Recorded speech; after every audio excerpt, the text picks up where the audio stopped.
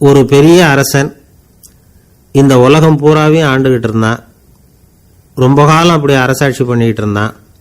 திடீர்னு அவனுக்கும் சில எதிரிகள் முளைச்சாங்க. அவங்கெல்லாம் ஒன்று சேர்ந்து இவனை தோற்கடிச்சுட்டாங்க. தோற்று போனதும் இவனுக்கு பயம் வந்துட்டுது, எங்கே எதிரிகள் நம்ம கொண்டுடுவாங்களோ அப்படின்னு. வெளியில் வந்தால் தனக்கு ஆபத்துன்னு பயந்துக்கிட்டு யாருக்கும் தெரியாமல் ஒரு குகைக்குள்ளே போய் பதுங்கி கிடக்கிறான். நிலைமையை பாருங்கள்.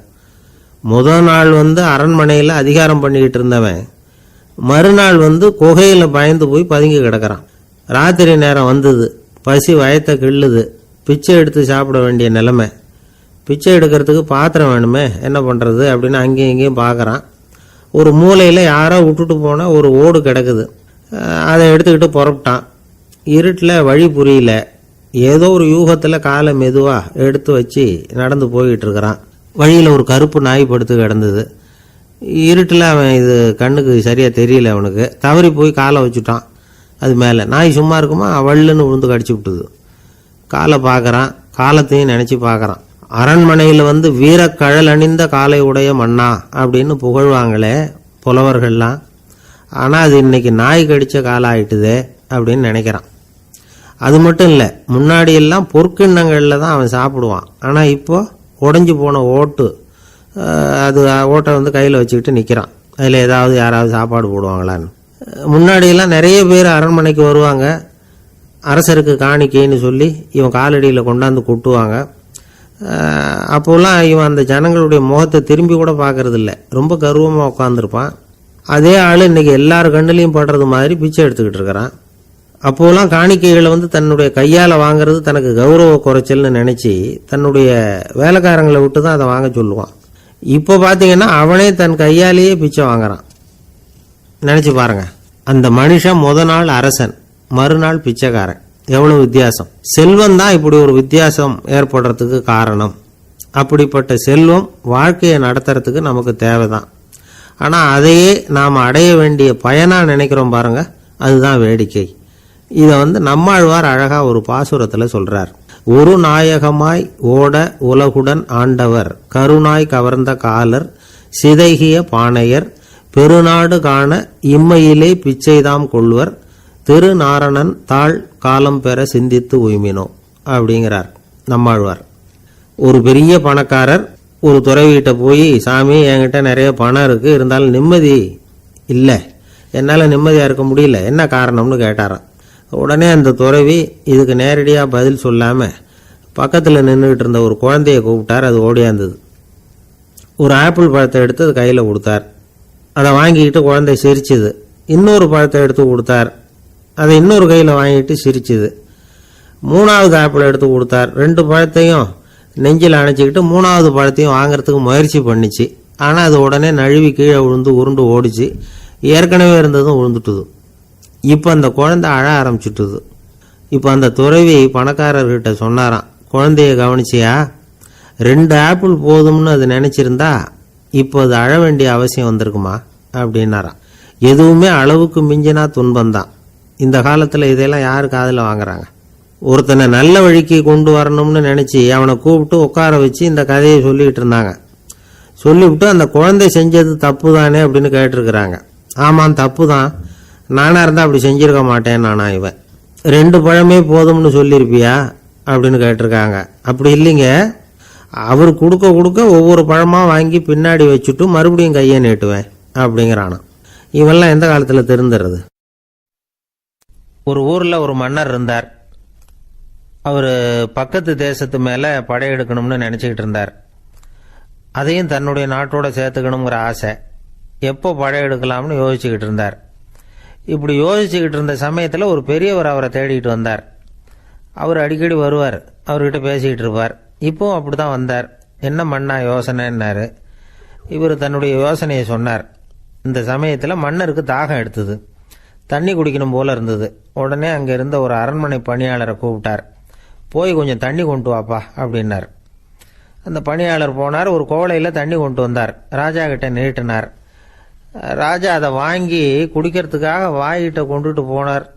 அந்த நேரம் பார்த்து, மன்னா கொஞ்சம் பொறுங்கன்னார் இந்த பெரியவர். ஆவலோட குடிக்க போன மன்னர் அப்படியே நிறுத்திக்கிட்டு பெரியவரை பார்த்தார்.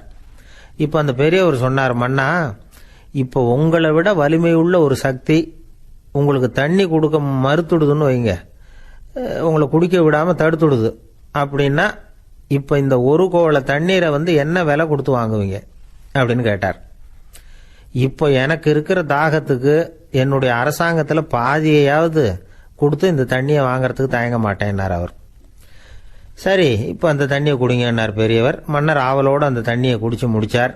அதுக்கப்புறம் கொஞ்ச நேரம் தன்னுடைய படையெடுப்பை பற்றி சொல்லிக்கிட்டு இருந்தார். கொஞ்ச நேரம் கழித்து மறுபடியும் இந்த பெரியவர் கேட்டார், மன்னா, இப்போ நீங்கள் ஒரு கோவள தண்ணீரை குடிச்சு முடிச்சுட்டீங்க. இப்போ அந்த தண்ணீர் உங்கள் உடம்பை விட்டு வெளியில் வரக்கூடிய பாதை அடப்பட்டு போச்சு அப்படின்னு வச்சுங்க, அதை வெளியேற்றுவதற்காக நீங்கள் எவ்வளவு செலவழிப்பீங்க அப்படின்னு கேட்டார். மன்னர் யோசனை பண்ணார். அப்படி ஒரு நிலைமை ஏற்பட்டு போச்சுன்னா என்னுடைய அரசாங்கம் பூராவையும் அதுக்கு ஈடாக தர்றதுக்கு கூட தயங்க மாட்டேன்னார். இப்போ அந்த பெரியவர் சொன்னார், எந்த அரசாங்கத்தின் மதிப்பு ஒரு கோவள தண்ணீர் அளவுக்கு கூட இல்லையோ அந்த அரசாங்கத்தை அடையணுங்கிற பேராசையில் மனிதர்கள் தங்களுடைய சகோதரர்கள் கூடவே சண்டை போட்டுக்கிறாங்களே, அதில் ஏதாவது அர்த்தம் இருக்குதா அப்படின்னாராம். மன்னருக்கு இப்போதான் அர்த்தம் புரிஞ்சுதான். மனசில் தெளிவு உண்டாச்சு. தன் மனசுக்குள்ளே உண்டான வெறியை விரட்டி அடிச்சு விட்டார். அதுக்கப்புறம் நிம்மதியாக ஆட்சி புரிஞ்சார். இப்படி ஒரு கதை. உயிருக்கு என்ன விலை கொஞ்சம் யோசனை பண்ணி பாருங்கள். ஆனால் அது இப்போ எவ்வளோ மலிவாக போயிட்டுது, அதையும் யோசனை பண்ணி பாருங்களேன். ஆசை பேராசையாக மாறுது, அப்புறம் அது வெறியாக ஆகுது, அதுக்கப்புறம் பைத்தியம் பிடிக்குது.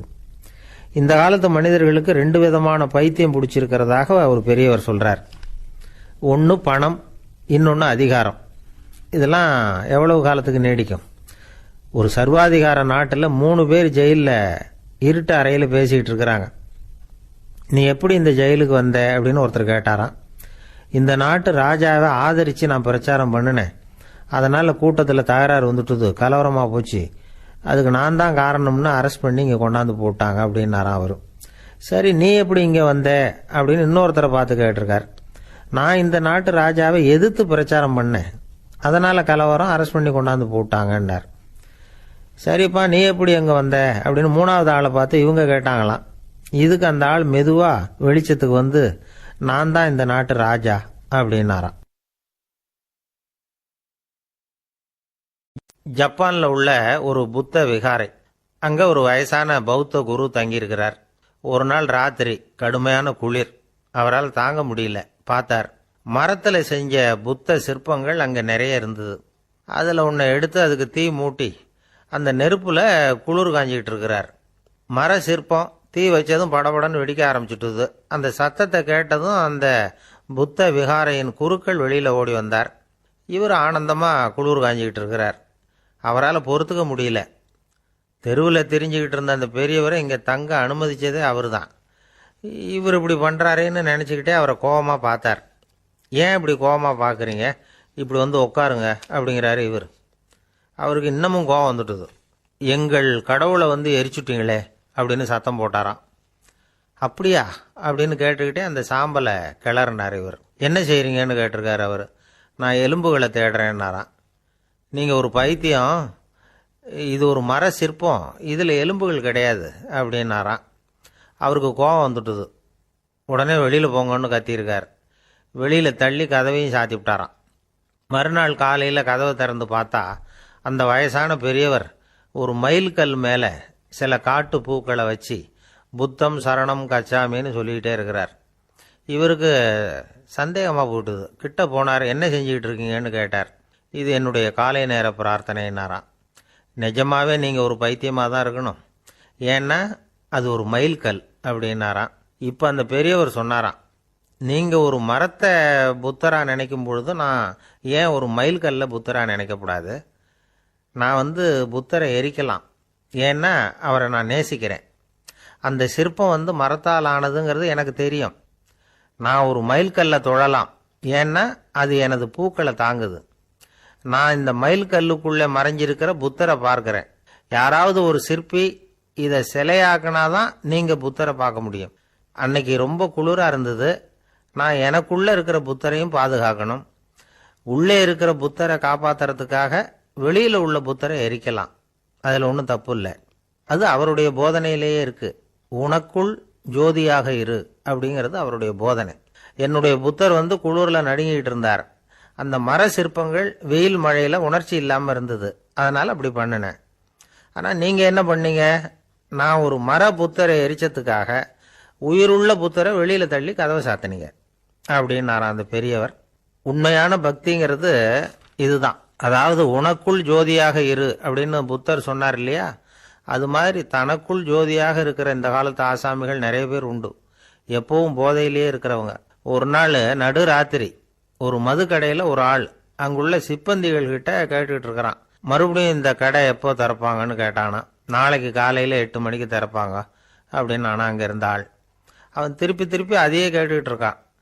இவனுக்கு பதில் சொல்லி சொல்லி அழுத்து போச்சு. அதான் சொல்கிறேன் ஐயா, நாளைக்கு காலையில் வா அப்படின்னாங்களாம்.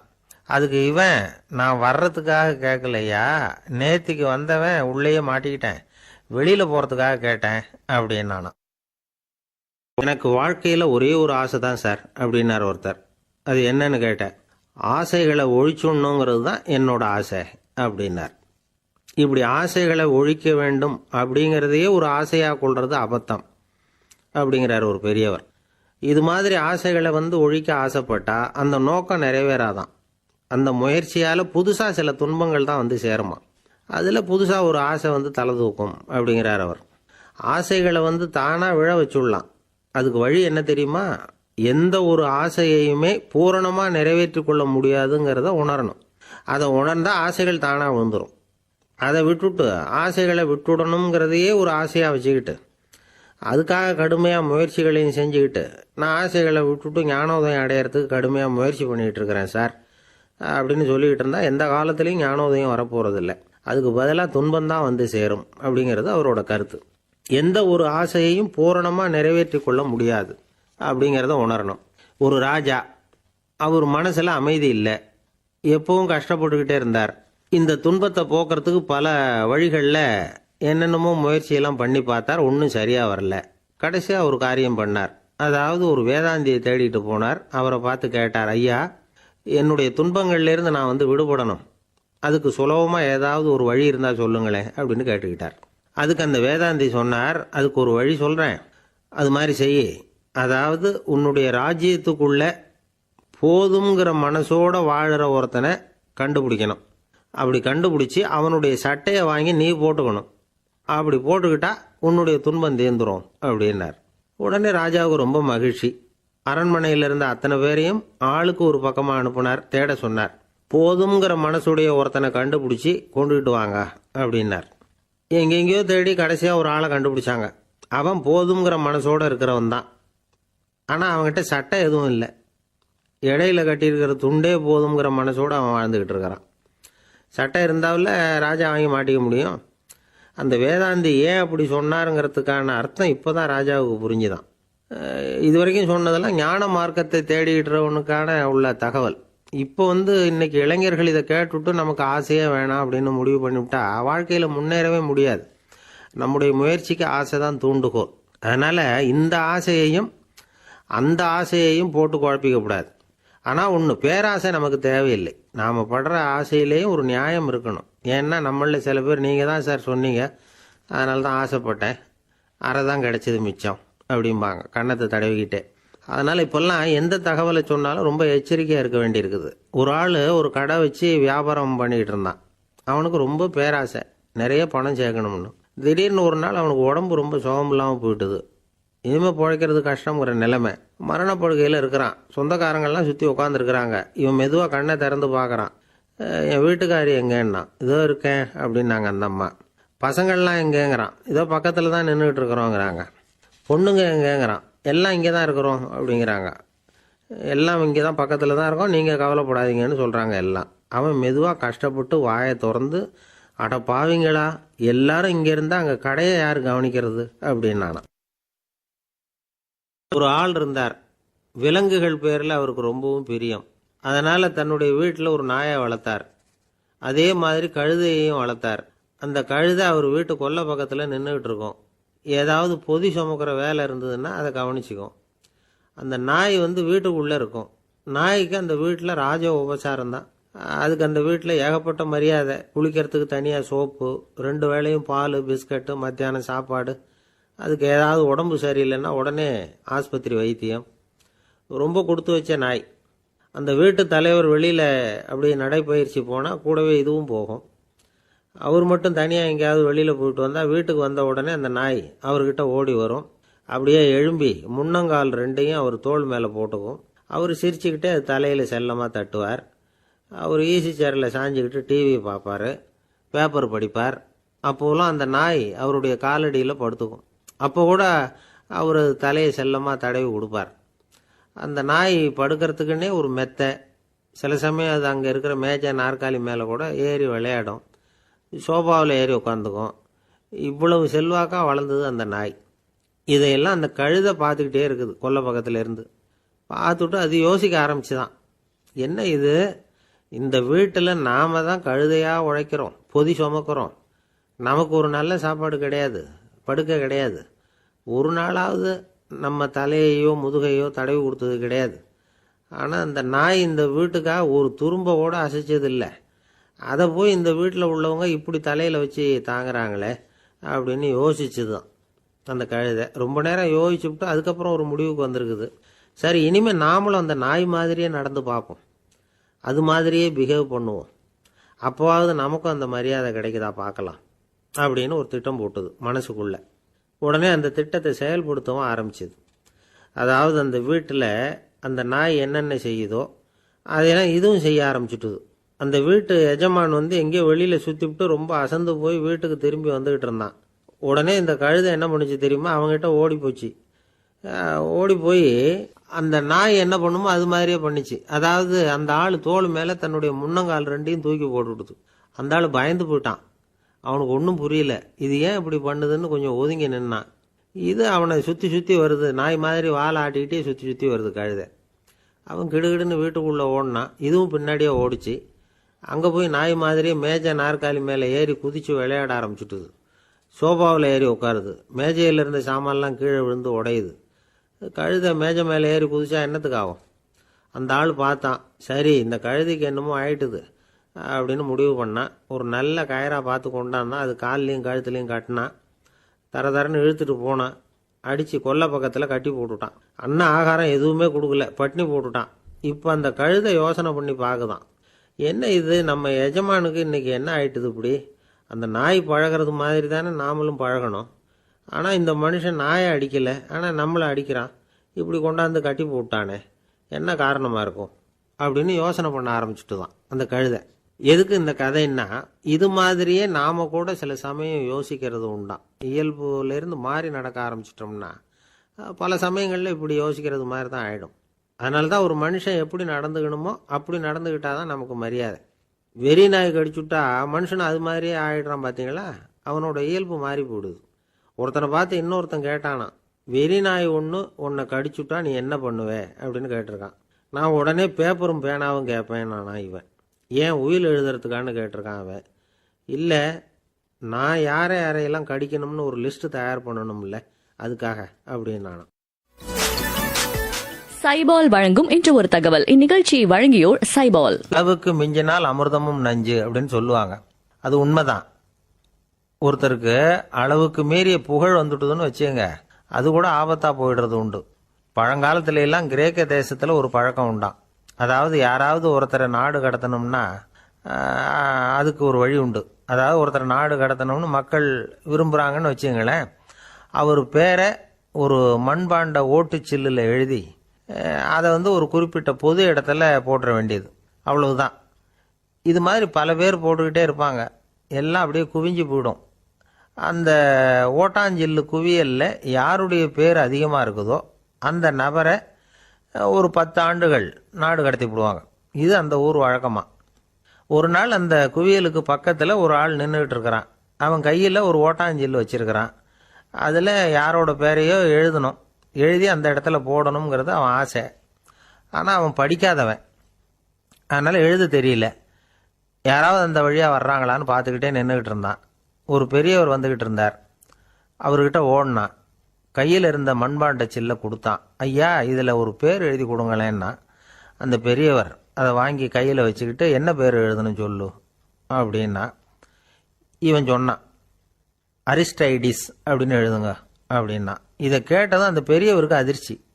ஏன்னா அவர் தான் அரிஸ்டைடிஸ், தத்துவ மேதை அரிஸ்டைடிஸ் அவர். இருந்தாலும் நான் தான் அதுங்கிறத காட்டிக்காம அந்த ஆளுகிட்ட கேட்டார். அது சரிப்பா, அரிஸ்டைடிஸ்ங்கிற பேரை எழுத சொல்ற, அவர் உனக்கு என்ன கெடுதல் பண்ணார், அவர் பேரை இதில் எழுத சொல்றியே அப்படின்னு கேட்டிருக்கார். அதுக்கு இவன் சொன்னானா, அவர் எனக்கு எந்த கெடுதலும் பண்ணல, அவரை நான் பார்த்தது கூட இல்லை அப்படின்ட்டுருக்கான். அப்புறம் எதுக்காக அவரை நாடு கடத்தணும்னு நீ ஆசைப்படுற அப்படின்னு கேட்டிருக்கார். இப்போ அந்த ஆள் சொல்கிறான், அரிஸ்டைடஸை பற்றி எல்லாரும் பேசுகிறாங்க, அவர் ரொம்ப நல்லவர், அவர் ஒரு பெரிய அறிவாளிங்கிறாங்க, அவர் ஒரு பெரிய வள்ளல், பேரறிஞர், இப்படி எல்லாரும் சொல்கிறத கேட்டு கேட்டு எனக்கு ரொம்ப அழுத்து போயிட்டுது, அதனால தான் வெறுப்பாயிட்டேன் அப்படின்னு நானும். இதிலேருந்து என்ன தெரியுது, நாம் நல்லவனாக இருக்கிறதுல ஒன்றும் இடைஞ்சல் இல்லை. ஆனால் நம்மளை நல்லவன் நல்லவன் எல்லாரும் சொல்ல ஆரம்பிச்சிட்டாங்கன்னு வச்சுக்கோங்க, அப்போ இடைஞ்சல் ஆரம்பம்னு அர்த்தம். எதுவுமே அளவுக்கு மிஞ்சி போகாமல் பார்த்துக்க வேண்டியது ரொம்ப அவசியம். அளவுக்கு அதிகமாக ஆசைப்படாதவங்களில் ஆப்ரஹாம் லிங்கனும் ஒருத்தரான். அவர் ஒரு தடவை தன்னுடைய நண்பர்கள்கிட்ட பேசிக்கிட்டு இருந்தாராம். ஒருத்தர் கேட்டிருக்கார், ஒரு மனுஷனுக்கு கால்கள் எவ்வளோ உயரம் இருக்கணும் அப்படின்னு கேட்டாராம். இதுக்கு ஆப்ரஹாம் லிங்கன் சொன்னாராம், அது என்ன, இடுப்புலேருந்து தரையை தொடுற அளவுக்கு உயரம் இருந்தால் போதும் அப்படின்னாராம். காசி மாநகரத்தை பிரம்மதத்தன் அப்படிங்கிற ராஜா ஆட்சி பண்ணிட்டு வந்தார். அவர் ஒவ்வொரு வருஷமும் ஒரு திருவிழா நடத்துறது வழக்கம். எல்லா தேசத்திலிருந்தும் எல்லா வகையான ஜனங்களும் அதில் கலந்துக்குவாங்க. ஒரு சமயம் அது மாதிரி விழா நடந்துக்கிட்டு இருந்தது. வைகுண்டத்திலிருந்து தேவலோகத்திலிருந்து நிறைய தேவகுமாரர்கள்லாம் காசி நகருக்கு அப்போது வந்திருந்தாங்க. அதில் முக்கியமாக ஒரு 4 தேவகுமாரர்கள், அந்த 4 பேரையும் சுற்றி ஏகப்பட்ட கூட்டம். அப்படி என்ன விசேஷம் அவங்கக்கிட்ட அப்படின்னா, மற்றவங்களை விட அவங்க முகம் அழகாக இருந்ததா அப்படி பார்த்தா அப்படியும் இல்லை. அவங்க அணிஞ்சிருந்த மலர் மாலைகள் தான் அதுக்கு காரணமாக. அந்த மலர்கள்லேருந்து அப்படி ஒரு அபூர்வமான நறுமணம், இதுக்கு முன்னாடி இப்படி ஒரு நறுமணத்தை அந்த ஊர் ஜனங்க அனுபவிச்சதே இல்லை. அதுதான் அந்த 4 பேரையும் சுற்றி கூட்டம். எல்லாரும் கேள்வி கேட்க ஆரம்பித்தாங்க. உடனே அந்த 4 தேவகுமாரர்களும் எல்லாருக்கும் தெரியும்படியாக வானத்தில் எழும்பி கொஞ்சம் உயரமாக நின்றுக்கிட்டாங்க. கீழே நின்றுக்கிட்டு இருந்த அரசன்லேருந்து ஆண்டி வரைக்கும் ஒருத்தர் பாக்கி இல்லாமல் ஒரே குரலில் எல்லாரும் அவங்கள பார்த்து, எங்களுக்கும் இது மாதிரி மாலையை போட்டுக்கணும்னு ஆசையாக இருக்குது, அதுக்கு நீங்கள் தான் அருள் பண்ணணும் அப்படின்னு கேட்டுக்கிட்டாங்க. மாலை போட்டுக்கிறதுனா எல்லாருக்கும் ஆசையாக தானே இருக்கும். அந்த 4 தேவகுமாரர்களில் ஒருத்தர் புத்தர் பிரான். அவர் சொன்னார், பூலோகவாசிகளே, நான் சொல்கிறத கொஞ்சம் பொறுமையாக கேளுங்க. கக்காரு அப்படிங்கிற கற்பக விருட்சத்தின் மலர்களால் தொடுக்கப்பட்டது இந்த மாலை. இதுக்கு நிறைய சக்தி உண்டு, எந்த காலமும் இது வாடாது, வாசனையும் குறையாது. ஆனால் இதை அணிந்து கொள்றதுக்கு சில தகுதிகள் தேவை அப்படின்னார். என்ன தகுதி அது சொல்லுங்களேன் அப்படின்னு ஏக காலத்தில் எல்லாரும் சத்தம் போட்டாங்க. தீய இயல்புகள் உள்ளவங்க, இழிந்த சிந்தனை இழிந்த செயல் உள்ளவங்க இந்த மாலையை அணிய முடியாது அப்படின்னார். அவ்வளோதான். கூட்டத்தில் சத்தம் போட்டவங்கள்லாம் மெதுவாக அப்படி அடங்க ஆரம்பிச்சிட்டாங்க. இன்னொரு தேவகுமாரன் சொன்னார், அடுத்தவங்க பொருளை அபகரிக்காதவன், அடுத்தவங்களுக்கு கெடுதல் பண்ணக்கூடிய பொய் பேசாதவன், பேராசையினால் கெட்ட வழியில் பொருள் ஈட்ட நினைக்காதவன் இந்த மாலையை போட்டுக்கலாம் அப்படின்னார். கூட்டத்திலிருந்து யாரும் முன்னுக்கு வரல. ஒரே ஒரு ராஜகுரு மட்டும் கொஞ்சம் முன்னாடி வந்தார். பெரியவர், படித்தவர் அவர். எனக்கு தகுதி இருக்குது அந்த மாலையை போட்டுக்கிறதுக்கு அப்படின்னார். வேற ஒன்றும் இல்லை, பொய் சொல்லியாவது அந்த மாலையை வாங்கிக்குவோமே அப்படின்னு முடிவு பண்ணிட்டார் அவர். அவ்வளோதான், மாலையை வாங்கிட்டார். அடுத்த தேவகுமாரன் பேசினார். யாருக்கு திடமான அறிவும் மனமும் இருக்குதோ, யாருக்கு நல்ல காரியங்களில் அசையாத ஈடுபாடு இருக்குதோ, நல்ல அரிய பொருள்களை தனியாக தான் மட்டும் அனுபவிக்க விரும்பாதவர் யாரோ அவர் முன்னாடி இந்த மாலையை வாங்கிக்கலாம் அப்படின்னார். அந்த தகுதியும் எனக்கு இருக்குன்னார் ராஜகுரு. மாலையை வாங்கி போட்டுக்கிட்டார். இன்னொரு ராஜகுமாரன் பேச ஆரம்பித்தார். அறநெறியில் செல்வம் சேர்க்கணும், ஆடம்பர பொருள்களுக்கு அடிமையாகக்கூடாது, வெற்றி அடைஞ்சாலும் கர்வம் வரக்கூடாது, அப்படிப்பட்டவங்க இந்த மாலையை போட்டுக்கலாம்னார். துணிஞ்சு பொய் சொல்லி அதையும் வாங்கி கழுத்தில் போட்டுக்கிட்டார் இந்த ராஜகுரு. இன்னொரு ராஜகுமாரன் சொன்னார், சான்றோர்களை நிந்திக்காதவங்க, புறம் பேசாதவங்க இந்த மாலையை போட்டுக்கலாம்னார். அதையும் வாங்கி போட்டுக்கிட்டார். திருவிழா முடிஞ்சுது, எல்லாரும் திரும்பி போயிட்டாங்க. மறுநாள் ராஜகுரு 4 மாலைகளையும் போட்டுக்கிட்டு ராஜசபைக்கு வரார். வந்தவர் ரொம்ப அவஸ்தையோடு வர்றார். மாலையெல்லாம் வாடி போயிட்டுது, வாசனை எதுவும் கிடையாது. அது மட்டும் இல்லை, அவருக்கு கடுமையான தலைவலி வேற வந்துட்டுது. துடிச்சு போயிட்டார். மாலையை கழட்டவும் முடியல. ஜனங்கள்லாம் அவரை பார்த்து சிரிக்க ஆரம்பிச்சிட்டாங்க. என்னத்துக்கு ஆசைப்படணும், ஏன் இப்படி கஷ்டப்படணும் அப்படின்னு. ராஜா பார்த்தார். மறுபடியும் விழாவுக்கு ஏற்பாடு பண்ணினார். தேவகுமாரர்கள்லாம் வந்தாங்க. ராஜகுரு வந்தார். மக்கள் முன்னிலையில் அவங்க காலில் விழுந்தார். மன்னிப்பு கேட்டுக்கிட்டார். இந்த மாலையை போட்டுக்கிற தகுதி எனக்கு இல்லை. தகுதி இல்லாத ஒருத்தன் தகாத தகுதியை பொய் மூலம் பெறணும்னு ஆசைப்படுறாங்களே, அவங்களுக்கெல்லாம் என்னுடைய தண்டனை ஒரு எச்சரிக்கையாக இருக்கட்டும்னார். அதுக்கப்புறம் தேவகுமாரர்கள் அவர் கழுத்தில் இருக்கிற மாலையை கழட்டினாங்களாம். அந்த மாலைகளும் பழையபடி மனம் கொடுக்க ஆரம்பிச்சுட்டு தான். இதுலேருந்து நாம் தெரிஞ்சுக்க வேண்டியது என்னென்னா, நமக்கு தகுதி இல்லாத ஒரு கௌரவம் நம்மக்கிட்ட தானாக வந்தால் கூட அதை தவிர்த்து விடுறது தான் நல்லது. அதுதான் புத்திசாலித்தனம். ஒருத்தர் வந்தார். சார், எங்கள் இலக்கிய மன்ற விழாவுக்கு நீங்கள் தலைமை தாங்கணும்னார். உடனே இவர் சொன்னார், பேச்சாளர், சார், இலக்கியத்தை பற்றி பேசுகிற தகுதி எனக்கு இல்லையே அப்படின்னார். உடனே அவர் கூப்பிட வந்தவர் சொன்னார், அந்த தகுதி உங்களுக்கு இல்லைங்கிறது எங்களுக்கும் தெரியும் சார், அதனால தான் உங்களை தலைமை தாங்க கூப்பிடுறேன் அப்படின்னார். அது சரி, தலைமைன்னா அதுக்கு இவர் என்னதான் அர்த்தம் பண்ணுறாருன்னு தெரியல. ஒரு ஊரில் ஒரு புகழ்பெற்ற பத்திரிகையாளர் இருந்தார். அவர் ஒரு நாள் திடீர்னு இறந்து போயிட்டார்.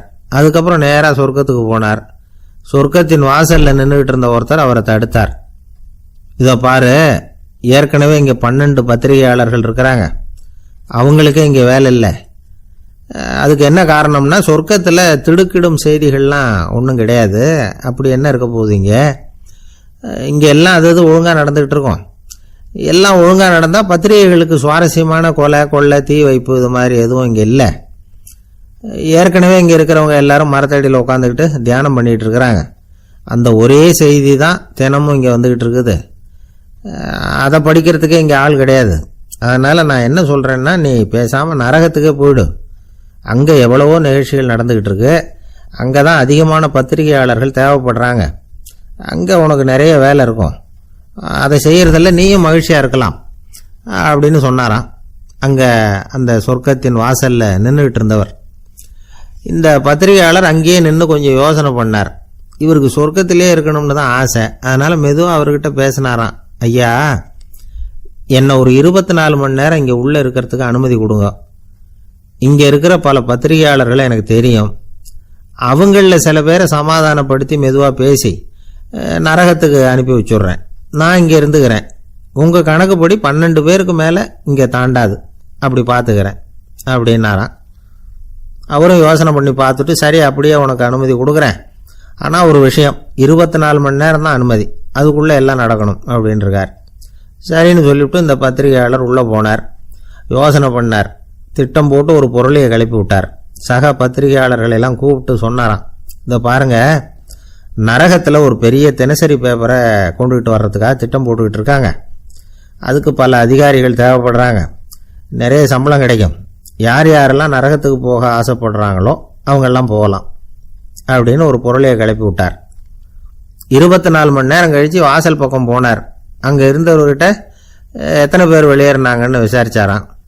அப்போ அவர் இவரை, நீ வெளியே போகக்கூடாது, முதல்ல உள்ளே தான் இருக்கணும் அப்படின்னு தடுத்தாராம். அப்புறம் சொன்னாராம், நீ சொன்ன செய்தியை கேட்டதும் இங்கே இருந்த எல்லா பத்திரிகையாளர்களுமே நரகத்துக்கு போயிட்டாங்கப்பா, உள்ளே யாருமே இல்லை, அதனால் நீ உள்ளே இருக்கலாம் அப்படின்னாராம். இதை கேட்டதும் இந்த பத்திரிகையாளரே குழம்பி போயிட்டார். ஒருவேளை உண்மையிலேயே நரகத்தில் புதுசாக பத்திரிகை ஏதாவது ஆரம்பிக்க போகிறாங்களோ அப்படின்னு அவரே நினைக்க ஆரம்பிச்சிட்டாராம். அப்புறம் சொன்னாராம், ஐயா, என்னை விட்டுருங்க, நான் நரகத்துக்கே போயிடுறேன், அங்கே ஏதோ விசேஷம் இருக்கணும் அப்படின்னாராம். இல்லைன்னா இத்தனை பேரும் ஒட்டு மொத்தமாக அங்கே போகிறதுக்கு சான்ஸே இல்லை, என்னை தடுக்காதீங்கன்னு கெஞ்ச ஆரம்பிச்சிட்டாராம்.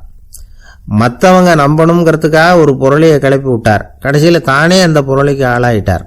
அதாவது பிறரை ஏமாற்றிய அவரது மனம் கடைசியில் அவரையே ஏமாற்ற ஆரம்பிச்சுட்டு பாருங்க. நீங்கள் இப்படி அடுத்தவங்களை ஏமாத்துறதுக்கு உங்கள் மனசை பழக்கப்படுத்துறீங்க, ஆனால் கடைசியில் அதனால் நீங்களே ஏமாற்றப்படுகிறீர்கள் அப்படிங்கிறது பெரியவர்களுடைய புத்திமதி. அதனால் உங்கள் மனசுக்கிட்ட ரொம்ப எச்சரிக்கையாக இருங்கோ அப்படிங்கிறாங்க. நம்ம ஆளுங்க அங்கே போய் என்ன சொல்லுவாங்கன்னா, இதை பாரு, அங்கே போகாத இங்கே போகாதன்னு பயமுறுத்துறது உண்டு. சில பேர் அங்கே பேய் இருக்குது, பிசாசு இருக்குது அப்படின்னு பொருளையை கிளப்பி விடுறது உண்டு. இருட்டு நேரம், காட்டு வழியாக ஒருத்தன் போய்கிட்டு இருக்கிறான். அங்கே பேய் பிசாசு நடமாட்டம் இருக்கிறதாக வதந்தி. இவன் பயந்துக்கிட்டே வேகமாக போகிறான். காடு முடிஞ்சு மெயின் ரோட்டுக்கு வந்து சேர்ந்தான். அப்பாடா, ஒரு பஸ்ஸு நின்றுக்கிட்டு இருக்கு தனியாக. இருட்டில் லேசாக தெரிஞ்சுது. ஓடி போய் ஏறி உள்ளே உட்காந்துக்கிட்டான். பயந்துக்கிட்டே போனவன் அப்புறம் தான் தெரியுது உள்ளே யாருமே இல்லை. டிரைவரும் இல்லை, கண்டக்டரும் இல்லை, வேற யாரும் இல்லை. இவனுக்கு பேய் பயம் அதிகமாக போட்டுது. ஏன்னா நடு ராத்திரி. இந்த நேரம் பார்த்து அந்த பஸ்ஸு தானே நகர ஆரம்பிச்சுதான். இவனுக்கு இன்னும் பயம் அதிகமாக போட்டுது. ஏன்னா டிரைவர் சீட்டு காலியாக இருக்குது, பஸ்ஸு நகருது. இவன் உடம்பு பூரா நடுங்க ஆரம்பிச்சுட்டுது. வீல்னு கத்தலாமான்னு பார்த்தான். அந்த நேரம் பார்த்து அவன் தோளில் ஒரு கை விழுந்துதான். திடுக்கிட்டு திரும்பி பார்த்துருக்குறான். அங்கே டிரைவர் நிற்கிறார். அவர் சொன்னாராம், ஏன்பா ஏற்கனவே பஸ்ஸு பிரேக் டவுன், நாங்கள்லாம் பின்னாடி இறங்கி நின்று தள்ளிட்டு இருக்கிறோம், நீ மட்டும் ஜாலியாக ஏறி உக்காந்துக்கிட்டியா, இறங்கி வந்து தள்ளப்பா அப்படின்னாராம். தொட்டதெல்லாம் வெற்றியாக முடியும், சில பேருக்கு தொட்டதெல்லாம் தோல்வியாக முடியும். இதில் உள்ள ரகசியம் என்ன, அதை தெரிஞ்சுக்கணும்னா இந்த கதையை கேளுங்க. ஜப்பானில் ஒரு பெரிய வீரர் இருந்தார். அவர் பேர் நொபுனாகா. அவர்கிட்ட இருந்த படை வீரர்கள் கொஞ்சம் பேர் தான். சிறிய படை பலத்தை வச்சுக்கிட்டு பெரிய பெரிய படைகளையெல்லாம் முறியடிச்சிருக்கிறார். அவர் அவ்வளவு சாமர்த்தியம் உள்ளவர். ஒரு தடவை எதிரி மீது படையெடுத்து போயிருக்கிறார். அப்போ அவருடைய படை வீரர்களுக்கும் தளபதிக்கும் ஒரு சந்தேகம் வந்துட்டுது. இந்த போரில் நாம் வெற்றி பெற முடியுமா அப்படிங்கிற சந்தேகம் இருந்தாலும் இதை எப்படி தலைவர்கிட்ட தெரிவிக்கிறது. ரொம்ப யோசனை பண்ணாங்க. கடைசியாக கொஞ்சம் துணிச்சலை வரவழைச்சிக்கிட்டு மெதுவாக கேட்டுவிட்டாங்க. அவர் பார்த்தார், சரி அதை நாம் முடிவு செய்ய வேணாம், புத்த விகாரத்துக்கு போயிட்டு வருவோம், பூவா தலையாக போட்டு பார்த்துருவோம், என்ன வருதோ அது பிரகாரம் செயல்படுவோம், என்ன சொல்கிறீங்க? ஏன்னா போருக்கு செல்லும் பொழுது முழு மனசோடு போகணும், ஊசலாட்டம் இருக்கக்கூடாது அப்படின்னார். தளபதியும் படை வீரர்களும் சரின்னு ஒத்துக்கிட்டாங்க. உடனே அவங்க எல்லாரும் அங்கே பக்கத்தில் இருந்த கோயிலுக்கு போனாங்களாம். தலைவர் உள்ளே போனார். எல்லாரும் ஆவலோடு வெளியில் காத்துக்கிட்டு இருக்கிறாங்க. ரொம்ப நேரத்துக்கு அப்புறம் அவர் வெளியில் வந்தார். தளபதி, துணை தளபதிகள் எல்லாரையும் கிட்டத்தில் கூப்பிட்டார். அவங்க முன்னிலையில் ஒரு தங்க காசை எடுத்தார். இதை பாருங்க, இப்போ பூவா தலையாக போட்டு பார்த்துருவோம், பூ வந்தால் தோற்றுருவோம், தலை வந்தால் ஜெயிச்சிருவோம். அதனால் பூ விழுந்தால் போர் வேணாம், அதை தவிர்த்துருவோம், தலை விழுந்ததுன்னா போருக்கு போவோம். விதி இப்போது நம்ம கையில் தான் இருக்குது, இங்கே என்ன தீர்ப்பு கிடைக்குதோ அது பிரகாரம் நடப்போம் அப்படின்னு சொல்லிவிட்டு தங்க காசு சுண்டி போட்டார். அது அப்படி சுழன்று மேலே போய் கணீர்னு தரையில் வந்து விழுந்தது. எல்லாரும் ஆவலோடு அதை குனிஞ்சு பார்க்குறாங்க. தலை விழுந்திருக்குது. ஒரே மகிழ்ச்சி, ஆரவாரம். அதுக்கப்புறம் அவங்களுக்கு சந்தேகம் வரவே இல்லை. அப்படியே உறுதியான ஒரு முடிவோட போருக்கு போனாங்க. வெற்றியோடு திரும்பி வந்தாங்க. வெற்றி விழா நடக்குது. தளபதி பேசுகிறார், இந்த வெற்றியை காசு தான் முடிவு பண்ணிச்சு, அதனால் விதியை வெல்ல யாரால முடியும் அப்படின்னார். சொல்லிவிட்டு உட்காந்தார். அப்போ அந்த தலைவர் தன்கிட்ட இருந்த அந்த தங்க காசை எடுத்து ரகசியமாக தளபதி கிட்ட கொடுத்தாராம். தளபதி அதை வாங்கி பார்க்குறாரு. அந்த நாணயத்தில் 2 பக்கமும் தலை தான் இருக்குது. இதிலேருந்து என்ன தெரியுதுன்னா, வெற்றியின் ரகசியம் என்னன்னா மன உறுதி தான். எதை செஞ்சாலும் மனக்குழப்பம் இருக்கக்கூடாது. எண்ணி துணிக கருமம், இது வள்ளுவர் வாக்கு.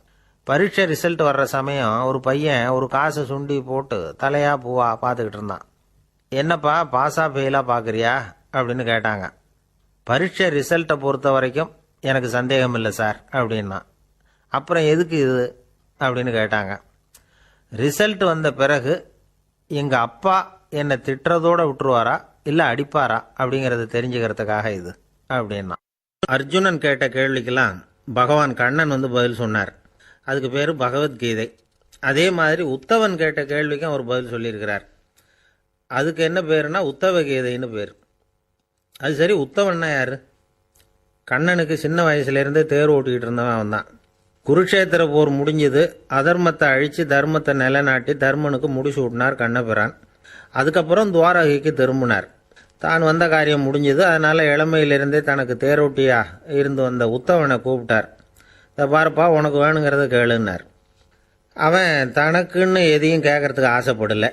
இருந்தாலும் கேள்வி கேட்குறதில்ல அவன் ரொம்ப கெட்டிக்காரன். அதனால் கேட்க ஆரம்பித்தான். பரந்தாமா, ராஜசூய யாகத்துக்கு தர்மனை கூப்பிட்டு தன்னுடைய அரண்மனையில் விருந்து வச்சான் துரியோதனன். அதுக்கப்புறம் சூதாட்டத்துக்கு கூப்பிட்டான். தர்மன் வந்து தோல்வி அடைகிற மாதிரி பண்ணிவிட்டான். நீங்கள் தான் முக்காலமும் உணர்ந்தவராச்சே, சூதாட்டத்தில் தர்மர் ஜெயிக்கிறது மாதிரி பண்ணியிருக்க கூடாதா? இந்த பகடைக்காயை உருட்டுறப்போ நீங்கள் எதிர்பார்த்தது விழற மாதிரி பண்ணியிருக்கலாமே. சரி, அதுதான் இல்லை. வேடிக்கை பார்த்துக்கிட்டு இருந்த பீமன், அர்ஜுனன், நகுலன், சகாதேவன் இவங்களையும் பணையம் வச்சு ஆடுறப்போவாவது காப்பாற்றிருக்கலாம். அதையும் நீங்கள் செய்யலை.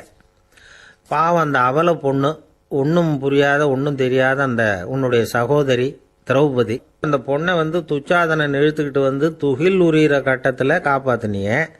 இது நியாயமா, முறையா, அறமா? இதுதான் உத்தவன் கேட்ட கேள்வி. இதுக்கு பரந்தாமன் பதில் சொல்றார். அப்படி கேள் உத்தவா. தருமனை துரியோதனன் சூதாட அழைக்கும் பொழுது என்ன சொன்னான் தெரியுமா?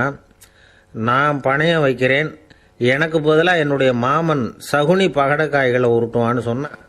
உடனே தருமன் எனக்கு பதிலாக என்னுடைய மைத்துனன் கண்ணன் பகடைக்காய்களை உருட்டுவான்னு சொல்லியிருக்கலாமே. அப்படி சொல்லலை. என்ன செஞ்சான் தெரியுமா? துரியோதனன் கூட சூதாட்டத்துக்கு சம்மதிச்சிட்டோம், கடவுளே இது என்னுடைய மைத்துனன் கண்ணபிரானுக்கு தெரியக்கூடாது அப்படின்னு வேண்டிக்கிட்டான். இதனால் தருமன் எனக்கு மனசால தடை போட்டுட்டான். அதனால் அரண்மனைக்கு வெளியிலேயே என்னை கூப்பிடுவாங்கன்னு நான் காத்துக்கிட்டு இருந்தேன். பீமன், அர்ஜுனன், நகுலன், சகாதேவன், திரௌபதி இவங்களை பணையம் வச்சு ஆடுறப்போவாவது கூப்பிடுவாங்கன்னு பார்த்தேன். அப்பவும் அவங்க என்னை கூப்பிடல, நினைக்கல. திரௌபதியை துச்சாதனன் கூந்தலை பிடிச்சி இழுக்கிறான். அப்போ கூட அவள் தன்னுடைய உடல் பலத்தால் தடுக்கிறதுக்கு முயற்சி பண்ணாலே தவிர என்ன நினைக்கல. துரியோதனன் சபைக்கு இழுத்து செல்லப்பட்ட திரௌபதி அறநூல்களையும் அரச நீதிகளையும் சொல்லிக்கிட்டு இருந்தாலே தவிர என்ன நினச்சே பார்க்கல. துகில் உரிகிற கட்டத்தில் தான் ஹரி ஹரி கண்ணா பரந்தாமன்னு கூப்பிட்டா. அதனால தான் அப்போ போய் நான் காப்பாற்றினேன் அப்படின்னா பரந்தாமன். அப்படின்னா நீ அழைச்சாதான் போவியா, நீயா போக மாட்டியா அப்படின்னு கேட்குறான் உத்தவன். ஆமாம், நான் கூப்பிட்டா தான் போவேன். மனிதர்கள் செய்யக்கூடிய செயல்களையெல்லாம் அவங்கவுங்க போக்கிலேயே விட்டுட்டு வேடிக்கை பார்த்துக்கிட்டு இருப்பேன். நான் குறுக்கிட்டு ஒன்றுமே செய்ய மாட்டேன் அப்படின்னா பரந்தாமன். மனுஷன் தவறு பண்ணுனா திருத்த மாட்டியா, சும்மா பார்த்துக்கிட்டு தான் உட்காந்துருப்பியா அப்படின்னு கேட்குறான் உத்தவன். நான் மனுஷனுடைய உள்ளத்தில் இருக்கிறப்போ என் எதிரில் மனுஷன் தவறு பண்ண மாட்டான் அப்படின்னு ஆனா கண்ணன். அதாவது யார் நினைக்கிறாங்களோ அவங்க உள்ளத்துல எல்லாம் அவன் இருக்கிறான். அப்படி இருக்கிறப்போ தவறு செய்ய மனுஷன் அஞ்சுவான். இதுதான் உத்தவ கீதைங்கிறது. இந்த காலத்துலேயும் சில பேர் பகவான் மாதிரி அடுத்தவங்க கஷ்டப்படுறத வேடிக்கை பார்த்துக்கிட்டு இருக்கிறது உண்டு. அன்னைக்கு அப்படித்தான். நடுத்தெருவில் ஒரு திருடனை பிடிச்சி எல்லாரும் சேர்ந்து அடிச்சுக்கிட்டு இருக்கிறாங்க. ஒரு ஆள் மட்டும் தள்ளி நின்று அதை வேடிக்கை பார்த்துக்கிட்டு இருக்கான். பார்த்துக்கிட்டு சிரிச்சுக்கிட்டு இருக்கிறான். என்ன சார் இது, பாவம் அந்த ஆளை போட்டு அப்படி அடிக்கிறாங்களே அப்படின்னும். அடிக்கட்டும் சார், அவன் அடி வாங்க வேண்டிய ஆள் தான் அப்படின்னா அவன். ஏன் சார் அப்படி சொல்கிறீங்க அப்படின்னு கேட்டோம். பின்ன என்ன சார், நான் ஒருத்தர் பையில் இருந்த பர்ஸை எடுக்கிறதுக்கு முயற்சி பண்ணிக்கிட்டு இருந்தேன். அதுக்குள்ளே அவன் முந்திக்கிட்டு அபேஸ் பண்ணிவிட்டான். பர்ஸை அவன் எடுத்துட்டான். பார்க்கறதுன்னா எடுக்கிறது அவனா? என்ன சார் நியாயம் இது? நல்லா வாங்கட்டும் அப்படிங்கிறான். ஒரு வயசான அம்மா ஒரு நாள் ஃபோன் பண்ணாங்க. ஐயா, நான் இந்த தகவல் நிகழ்ச்சியை தினமும் கேட்குறேன், உங்ககிட்ட ஒரு கேள்வி கேட்கணும் அப்படின்னாங்க. என்னங்க அப்படின்னோம். எனக்கு சொந்தமாக ஒரு நல்ல வீடு இருக்குது, வேணுங்கிற அளவுக்கு பணமும் இருக்குது, கணவரும் ரொம்ப நல்லவர், ரிட்டையர் ஆகி வீட்டில் தான் இருக்கிறார், பிள்ளைங்கள்லாம் பெரிய பெரிய உத்தியோகத்தில் இருக்கிறாங்க, அதில் ஒருத்தன் ஐஏஎஸ்ஸு, பணம்லாம் கூட நிறைய கொண்டாந்து கொடுக்குறாங்க. அப்படி இருந்தும் என் மனசில் நிம்மதி இல்லை, வாழ்க்கையில் ஒரு நிறைவு இல்லை அப்படின்னாங்க. ஏன்னு கேட்டோம். அதைத்தான் நான் உங்களை கேட்குறேன், ஏன் அப்படி அப்படின்னு திருப்பி கேட்குறாங்க. எங்களுக்கு ஒன்றும் புரியல. கொஞ்ச நேரம் குழம்பி போயிட்டோம். இருந்தாலும் அதை அவங்கக்கிட்ட காட்டிக்காம கொஞ்சம் சாமர்த்தியமா, ஏம்மா உங்கள் மனசில் நீங்கள் ஏதோ ஒன்று எதிர்பார்க்குறீங்க, அது நிறைவேறல அப்படி தானே அப்படின்னு கேட்டோம். ஆமாம் அப்படின்னாங்க. அதுக்கப்புறம் அவங்கக்கிட்ட கொஞ்சம் மனம் விட்டு பேசுகிறப்போ தானாக விஷயம் வெளியில் வந்தது. அதாவது அவங்க பிள்ளைங்க பெரிய பெரிய உத்தியோகத்தில் இருக்கிறதுனால அவசரமாக பார்த்துட்டு ஓடுறாங்களாம். ஆசையாக அம்மான்னு கூப்பிட்டுக்கிட்டு கிட்ட உட்காந்து கொஞ்ச நேரமாவது என்கிட்ட பேசினா தானே என் மனசு கொஞ்சம் நிம்மதியாக இருக்கும். அது அவங்களுக்கு தெரிய மாட்டேங்குதே அப்படிங்கிறாங்க. இதுதான் அவங்களுடைய ஏக்கம். இந்த ஏக்கம் அந்த தாயின் மனசில் இருந்துக்கிட்டு இருக்குது. இப்படி மகனுடைய அன்புக்காக மட்டுமே ஏங்குற தாய்மார்கள் பல பேர் இருக்கிறாங்க இந்த உலகத்தில். இதை நினைக்கிறப்போ ஒரு வெளிநாட்டு நாடோடி கதை ஞாபகத்தில் வருது. அதாவது கடவுள் படைப்பு தொழிலில் ரொம்ப மும்முரமாக ஈடுபட்டுக்கிட்டு இருந்தாராம். மீன்களை படைச்சாராம், பறவைகளை படைச்சாராம், விலங்குகளை படைச்சாராம். அவருக்கு திருப்தி ஏற்படலை. அதுக்கப்புறம் மனிதர்களை படைச்சிருக்கிறார். அப்பவும் அவருக்கு மன நிறைவு ஏற்படலையா. கடைசியாக தன்னுடைய சக்தி முழுசையும் பயன்படுத்தி குறையே இல்லாத அளவுக்கு ஒரு படைப்பை உருவாக்கினாராம். அந்த உன்னதமான ஒரு படைப்பு அதுதான் பெண், அதாவது தாய். இப்படி உருவாக்கி எல்லாரையும் இந்த உலகத்தில் விட்டுவிட்டாராம்.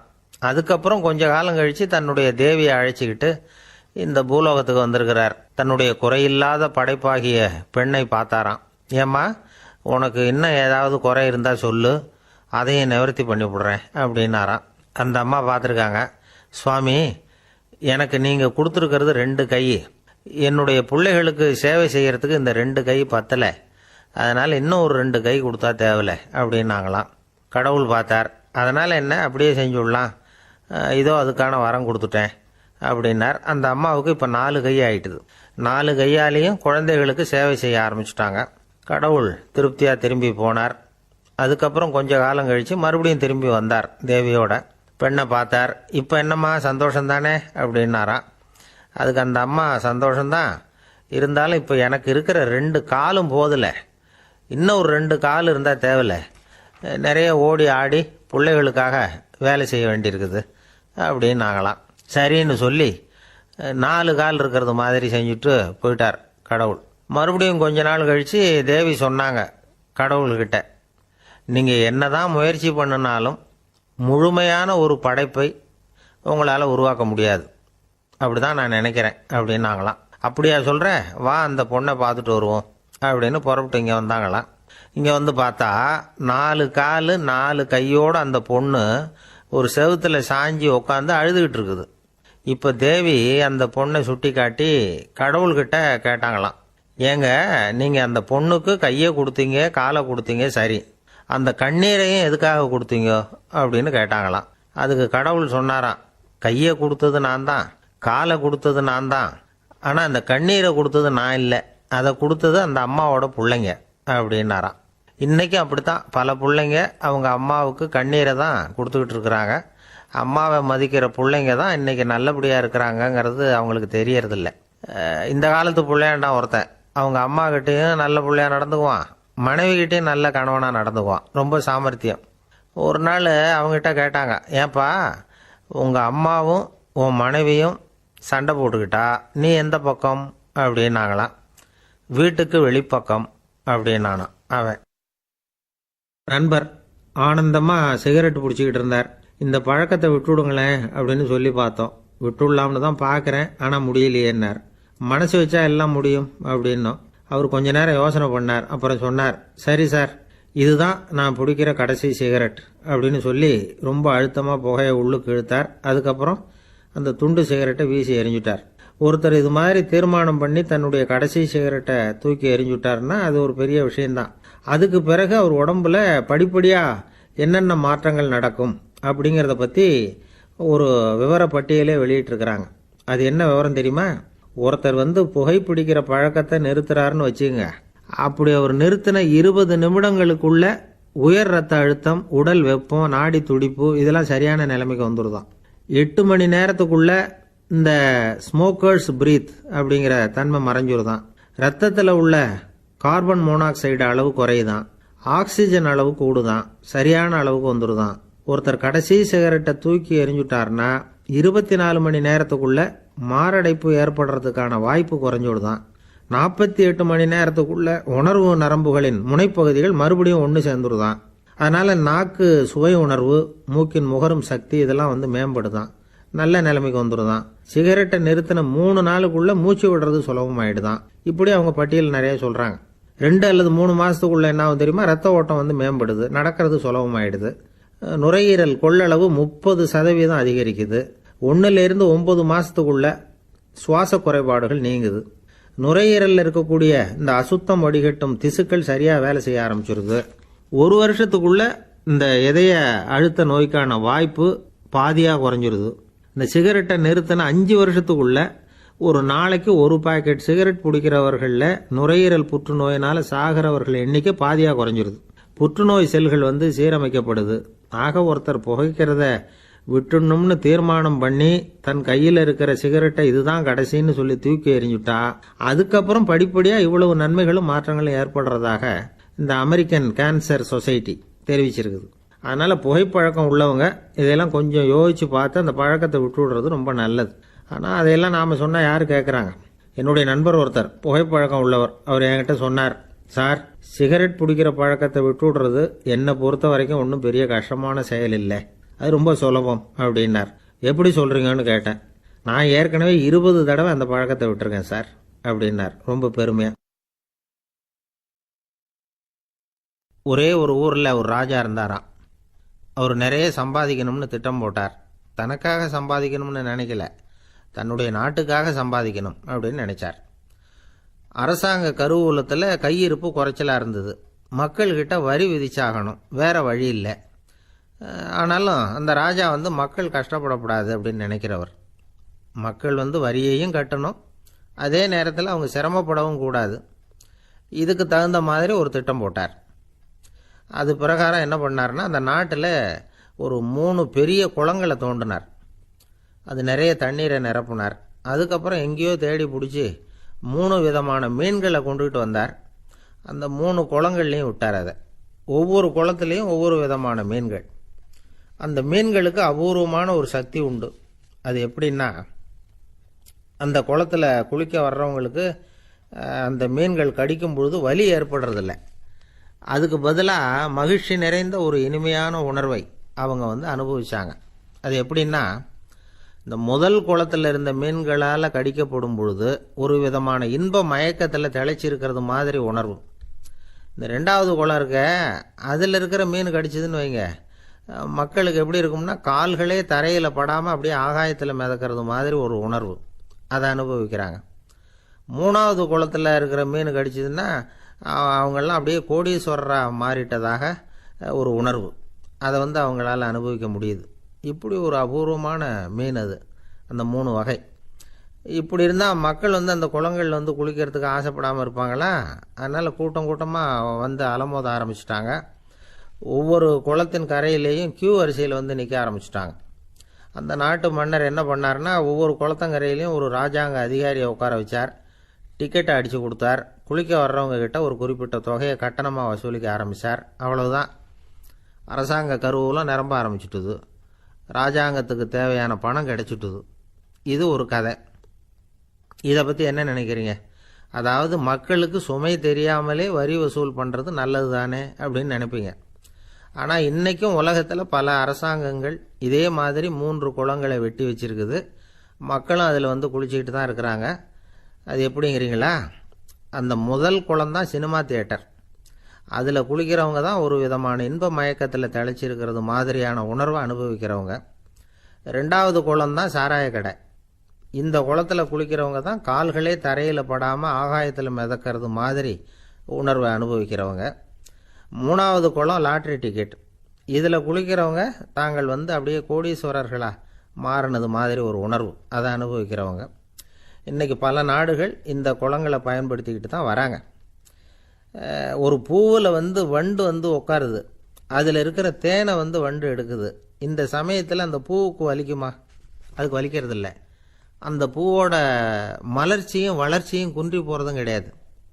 ஒரு ராஜா மக்கள்கிட்ட வரி வசூல் பண்ணும் பொழுது மக்களுக்கு சிரமமும் தெரியக்கூடாது, அதே நேரத்தை அதனால் அவங்க வாழ்க்கையும் கெட்டு போயிடக்கூடாது.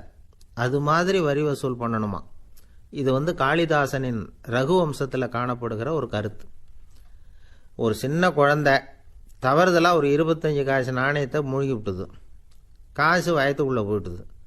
அந்த குழந்தையோட தாய் உடனே குழந்தைய தூக்கிட்டு ஆஸ்பத்திரிக்கு புறப்பட்டாங்க. அப்போ அந்த பக்கமாக ஒருத்தர் வந்தார் தெருவில். என்ன விவரம்னு கேட்டார். இவங்க சொன்னாங்க, குழந்தை காசை முழுங்கிட்டுது, அதுதான் அவசரமாக ஆஸ்பத்திரிக்கு தூக்கிட்டு ஓடுறேன் அப்படின்னாங்க.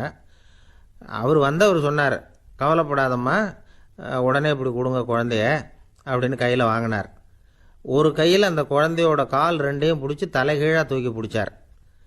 இன்னொரு கையால் அந்த குழந்தையோட வயத்தில் குறிப்பாக ஒரு இடத்துல அப்படியே தேடி அந்த சுட்டு விரலால் ஒரு இடத்துல பொட்டுன்னு தட்டினார். உடனே காசு அந்த குழந்தையோட வாய் வழியாக வெளியில் விழுந்துட்டுது. காசை எடுத்துக்கிட்டு, இந்தாங்கம்மா உங்கள் குழந்தை அப்படின்னார். ரொம்ப நன்றிங்க, நிச்சயமாக நீங்கள் ஒரு டாக்டராக தான் இருக்கணும், என்னுடைய யூகம் சரிதானே அப்படின்னாங்களாம் அந்த அம்மா. அதுக்கு அவர், இல்லைங்க, நான் ஒரு இன்கம் டேக்ஸ் ஆஃபீஸர், வருமான வரி அதிகாரி அப்படின்னு சொல்லிவிட்டு போனாராம்.